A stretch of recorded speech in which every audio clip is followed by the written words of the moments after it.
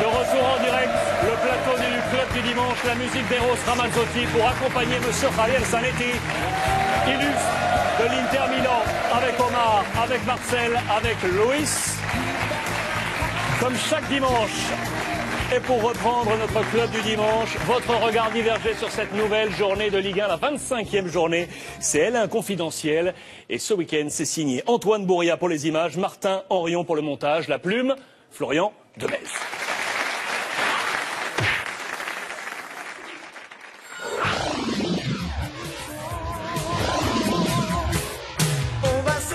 La Ligue 1 a beau être un milieu très masculin, il n'est pas rare de voir les joueurs se laisser aller à quelques gestes d'affection. Mais en cette 25e journée, Saint-Valentin oblige, amour et amitié flottaient sur les pelouses du championnat. Mention spéciale aux Marseillais, très câlin avant d'affronter Reims.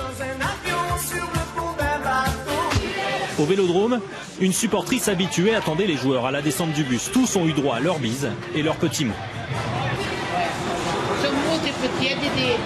Mais elle avait clairement son chouchou au sein de l'effectif olympien.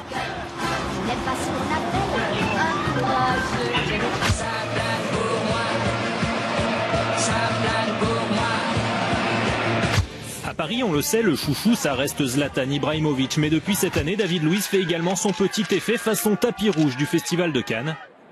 Bon, ok, on en a un peu rajouté. Le Brésilien, 1m89, qui ne connaissait apparemment pas le nom d'N'Golo Kanté.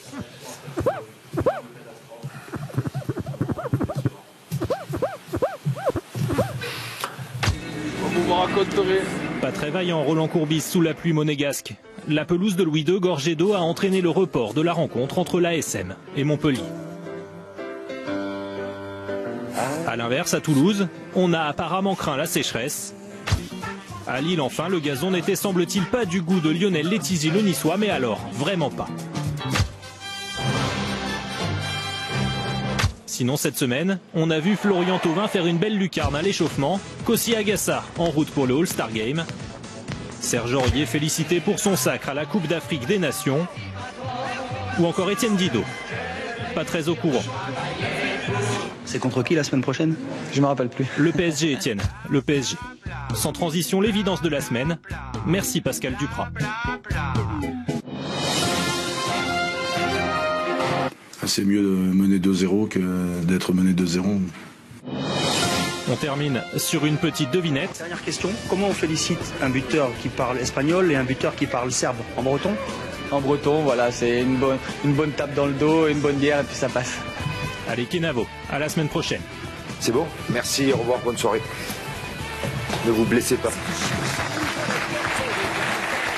L1 confidentiel, Javier, en parlant de cette Ligue 1, un homme que vous connaissez parfaitement est à la tête de l'Olympique de Marseille. C'est un homme qui, pour nous, public français, est parfois un mystère.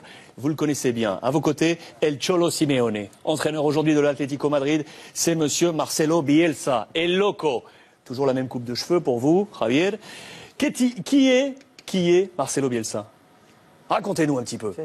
Je pourrais dire que là, il y a deux grands entraîneurs sur ces photos, Bielsa et Simeone. Bielsa est un entraîneur vraiment très capable, avec un engagement immense, et il fait sortir de ses joueurs les meilleurs chez eux. Et il est très bien préparé, il respecte beaucoup les idées, et il essaye de convaincre le joueur dans tous les entraînements, et lors du match, chaque joueur sait ce qu'il doit faire. J'ai lu dans des entretiens de votre part, à la question posée, quel a été le plus grand entraîneur de votre carrière? Vous avez cité Hector Cooper, vous avez cité José Mourinho, on y reviendra, mais en première position, vous citiez Marcelo Bielsa. Premier. Oui. J'ai été 6 ans dans la sélection argentine et lui, il a été l'entraîneur qui m'a fait sortir le meilleur qu'il y avait en moi pour l'équipe. Et l'engagement, cette grande personne qu'il est, avec tous ses joueurs.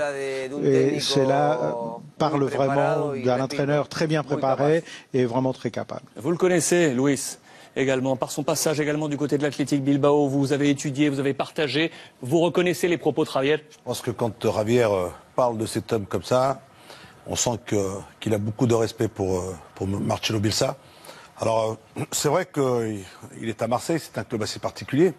Mais c'est un homme quand on a l'occasion de le croiser, de discuter, de parler avec lui, c'est un vrai passionné. Quelqu'un qui a des idées, quelqu'un qui aime le football, qui aime ses entraînements, qui aime mettre en place quelque chose, il a envie dans l'évolution, pour faire grandir ses joueurs. Je pense que Javier, il ne l'a pas eu dans un club. Il l'a eu en sélection, il l'a côtoyé.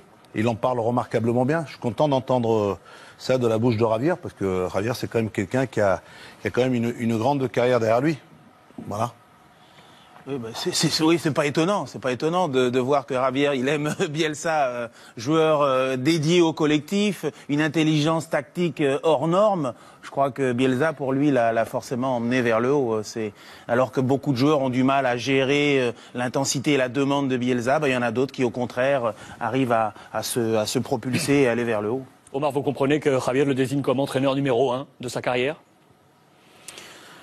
Oui, parce que d'abord, en plus, il a cette conception de jeu. Je dis tout le temps que c'est un entraîneur qui donne la possibilité de dire aux joueurs, tu vas avoir la balle et tu vas attaquer. Forcément, lorsqu'il y a un entraîneur qui a ces valeurs-là, crée de l'autostime. Et lorsqu'on est dans l'autostime, forcément, on est meilleur. Marcelo Bielsa, donc entraîneur numéro 1 de la carrière de Javier Zanetti.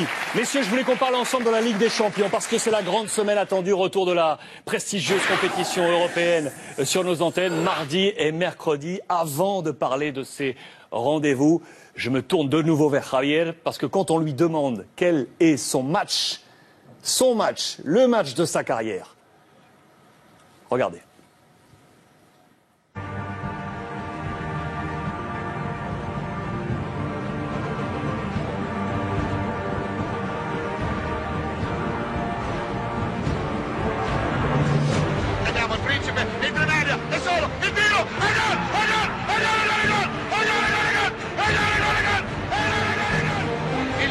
Carica il destro, finta, lo salta, è solo, è gol, il principe, è solo due, è solo due.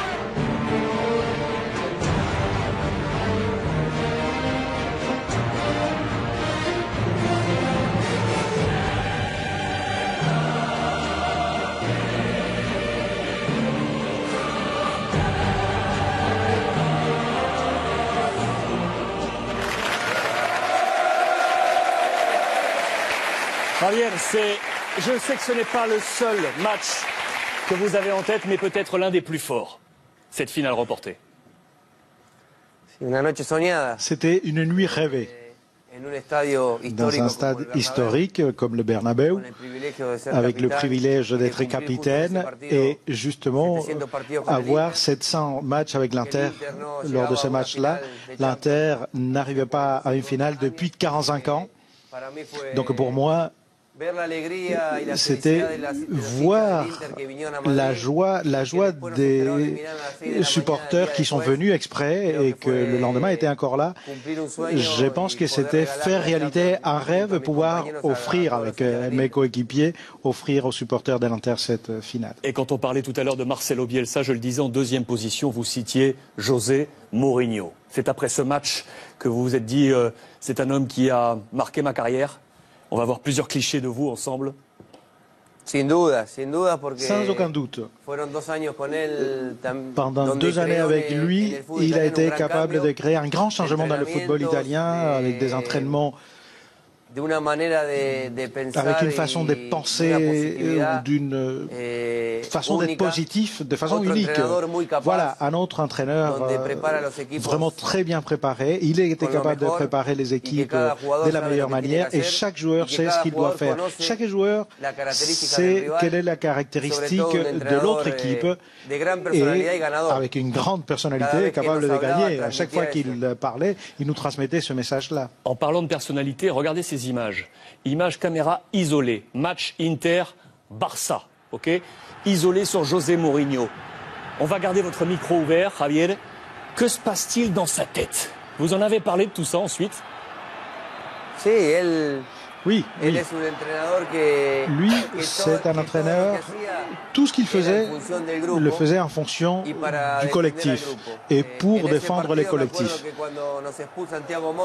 Là, quand on était avec Mota à 20 minutes, c'était pas facile. Et jouer contre ces monstres-là, c'était une grande équipe, le Barça.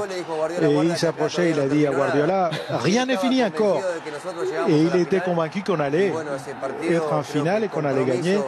Et surtout, après qu'on n'était que 10, il a défendu comme jamais pour être dans cette finale rêvée. Et l'on l'a vu là, dans ce match-là. Oui, mais justement, quand on conçoit Bielsa ou Mourinho, est-ce que quand on te connaît, toi, tu es le fair play, tu es quelqu'un qui a toujours les valeurs du sacrifice. Est-ce que des fois, la dimension d'entraîneur de Mourinho nous dépasse un peu le fait des raccourcis à la limite, un peu, pas la triche, mais faire des fautes. Je me souviens de ce match-là, Thiago Motta, tout le monde avait donné beaucoup, Messi avait sauté de partout. Est-ce qu'il y a des fois, Mourinho ne dépasse pas justement ce cadre qui pour moi, ça ne te correspond pas à toi? Je pense qu'il est à la limite. À la limite. Lo puedo compartir porque, repito, todo lo que él hace le partager, car tout ce qu'il fait, c'est en fonction du collectif. Il n'y a aucun manque de respect. Son intention n'est pas manquer de respect, mais protéger l'équipe et que l'équipe fasse ce qu'elle doit faire. Moi, j'aimerais rebondir sur toi, Omar, parce que tu t'en prends un peu à Mourinho par rapport à son attitude, par rapport à l'homme qu'il est. Je pense qu'il y a un respect, c'est celui d'être un entraîneur qui a gagné des titres. Gagner des titres, ce n'est pas rien. Réussir avec Chelsea, réussir avec l'Inter de Milan, réussir au Real, il entraîne quand même des grands joueurs. Entraîner des grands joueurs, ils acceptent peut-être le caractère de cet homme, parce que c'est un vrai compétiteur, c'est un vrai gagneur. Alors on peut aimer, on peut ne pas aimer. Si tu considères que Mourinho est un homme qui est un peu différent à ta philosophie, alors dis-moi, toi, Argentin que tu es, comment tu considères El Diego Simeone dans son football? Parce que c'est ça. On ne va pas rentrer dans un débat privé. Mais moi, non, mais si on se concentre. Non, mais toi, tu me dis. Non, on attaque. J'ai aucune prétention de juger quoi que ce soit. Mais on peut quand même considérer que Mourinho, lorsqu'on a un répertoire, combien de fois le doigt dans l'œil, critiquer l'arbitre, attendre l'arbitre, il y en a un paquet, on ne va pas sortir toute la liste. Mais je crois que la dimension de ce monsieur-là, qui est un monsieur dans le football, on ne peut pas le nier. Je crois qu'à part moment passé, il a obtenu justement quelques victoires avec un raccourci limite ce raccourci du succès. Ok, moi je ne suis pas épanoui lorsqu'on obtient que la gagne à tout prix. Javier. Malgré tout, quand même, il faut rappeler que Mourinho, bon, même s'il était à la limite, comme le dit Omar, dans cette année 2010, a permis quand même de garder au championnat italien une certaine crédibilité dans le monde du football, en inventant un petit peu tactiquement. Il a fait ça avec des petits bouts de Samuel Eto'o, un petit peu sur le côté gauche à défendre. Milito, il a réussi à le révéler. Plus au milieu de terrain, il y avait Zanetti et tout le reste qui tactiquement tenait le bloc solide. Mais on va dire que le championnat italien, grâce à cette victoire, a continué de garder la crédibilité dans le monde du football grâce à Mourinho aussi. Moi, j'aimerais bien vous voir, vous deux, parce qu'on vous connaît, dans cet acte, dans cet acte-là, quand le match est fini, être le Valdés. Parce que quand on voit Valdés, on a envie... Je crois que dans cette image avec Valdés, il ne fait rien. Il va fêter avec les gens de l'Inter. Il ne va pas provoquer les supporters du Barça. Donc, qu'est-ce qu'on peut dire? Non, c'est vieux comme un double sentido. Comme un double sens.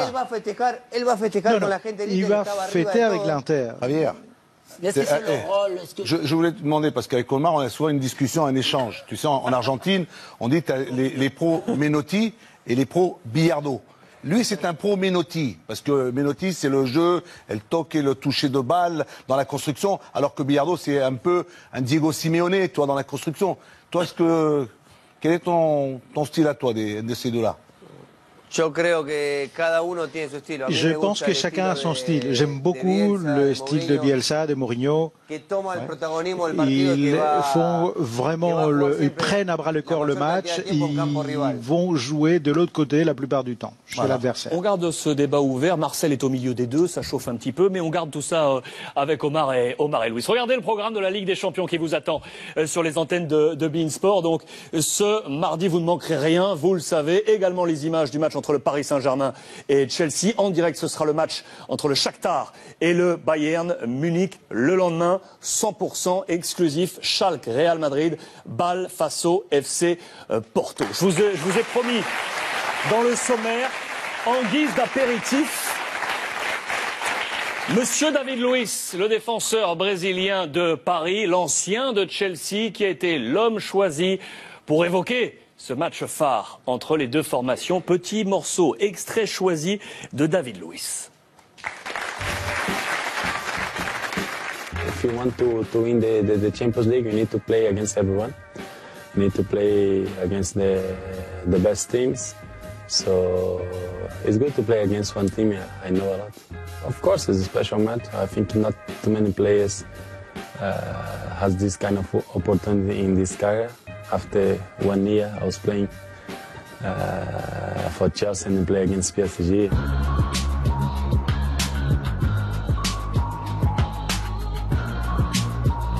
I remember he was training very specific for this game, and we prepare ourselves for 60 minutes, 75, 90 minutes. So we did many strategies and plan to play this game because it was a special game. We need to win and don't concede goals. We need to win for 2 goals, and we did that, did well. And but this is football.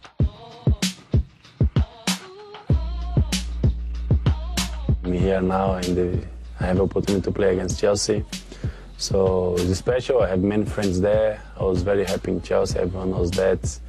I had a great relation with everyone in the club, in the group, with the players. Still many friendships. So, but when we start the game, everyone try to do the best for our team, and of course I want to. Si vous voulez retrouver l'intégralité de cet entretien avec David Luiz, 2 possibilités. This is Paris, votre rendez-vous hebdomadaire sur toute l'actualité du Paris Saint-Germain. C'est mardi, 18h sur beIN Sport 1, également dans l'avant-match de ce match entre Paris et Chelsea. Dans le cadre de la grande soirée à partir de 19h, nous passerons également ce moment avec David Luiz. En parlant du Paris Saint-Germain, écoutez encore ces quelques propos retenus il y a quelques heures. Zlatan Ibrahimovic, conférence de presse en marge de l'actualité du Paris Saint-Germain, est évoqué ce match face à Chelsea et notamment les blessures côté parisien. Ce sera une information importante pour ce match face à Chelsea. Écoutez Zlatan sur l'état des lieux.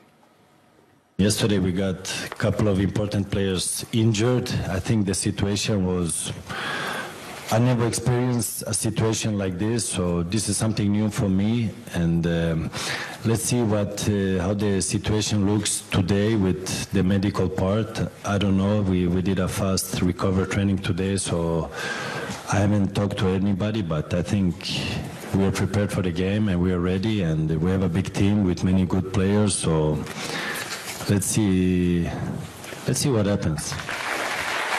Javier, qui va se qualifier? Paris ou Chelsea?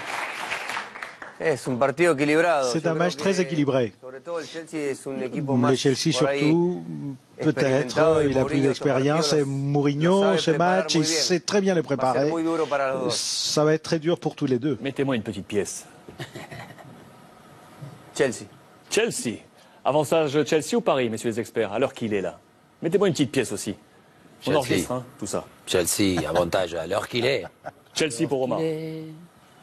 Oh, pourquoi pas le moment de Paris? Allez, on va, même si j'étais un peu capitaine de Chelsea, c'est délicat pour moi, mais on va dire que j'aimerais que Paris finalement fasse, pour oublier le passé un peu, effacer, montrer que Paris a pris de l'expérience, a pris de la maturité, ce serait bien Paris. Ils en ont les capacités, ils en ont les moyens. C'est vrai que après le match de Caen, il y a eu de la casse, on va dire. Il y a eu des blessés. Mais je dirais tout simplement que la saison dernière, le PSG, en abordant ce genre de confrontation, ils étaient favoris. Et Chelsea est une équipe qui n'était pas aussi bonne qu'elle l'est aujourd'hui. Aujourd'hui, il y a du talent, il y a du potentiel, il y a des éléments, il y a des individualités. Il y a eu un recrutement de fait du côté de Chelsea. Ils sont programmés pour gagner cette Ligue des Champions. Peut-être que le Paris Saint-Germain aussi, peut-être pas pour cette année, peut-être dans les années à venir. Mais je crois qu'un match, je crois que ces garçons qui sont deux matchs. Mais déjà, tu as un match aller. Après, tu pourras éventuellement récupérer des éléments. Non, mais on le sait qu'il y a deux matchs. Oui, mais la saison dernière, c'est un Paris Saint-Germain qui était peut-être dominateur un peu avec une bonne saison qu'ils étaient en train de réaliser sur le plan du jeu. Cette année, c'est pas peut-être la meilleure des saisons. C'est pas une grande saison que le reste du PSG. Mais sur un match, ils peuvent certainement élever leur niveau. Donc Paris. Aussi, et quand tu as Cavani, tu as Zlatan, tu as Lavezzi. Vous confondez le désir. Bien sûr, on voudrait que ce soit Paris, ok, on a un désir, dans l'espoir, mais à l'heure qu'il est. La question c'était à l'heure qu'il est. La chanson. Tu peux me laisser réfléchir, s'il te plaît, mon ami Omar. Omar me met la pression. Alors, on va jouer la victoire ou un match nul du Paris Saint-Germain. Match aller. Un petit mot, Javier, en parlant de Paris encore, sur Zlatan Ibrahimovic, homme que vous avez également côtoyé et partagé ces moments du côté de l'Inter. Un grand joueur. Autre joueur qui a vraiment la classe, avec une structure physique, un physique immense. Et quand il était avec nous, les années ont été vraiment très bonnes. Je me souviens de la finale, le dernier match contre Parme. Il a marqué 2 buts. C'était un match très difficile et on a pu gagner le 5e championnat. Il a un défaut? Un défaut. Él es muy él, muy. Tiene un temperamento. Il a vraiment du caractère. Peut-être certains n'aiment pas, mais c'est sa façon d'être. On continue sur cette Ligue des Champions. Il est 20h22. Restez avec nous. On tourne une page de pub et on revient. N'oubliez pas, le maillot de Javier est à gagner. Maillot de l'Inter frappé du numéro 4. Vous suivez le compte officiel beIN Sport sur Twitter. #le club pour tenter de le gagner. A tout de suite.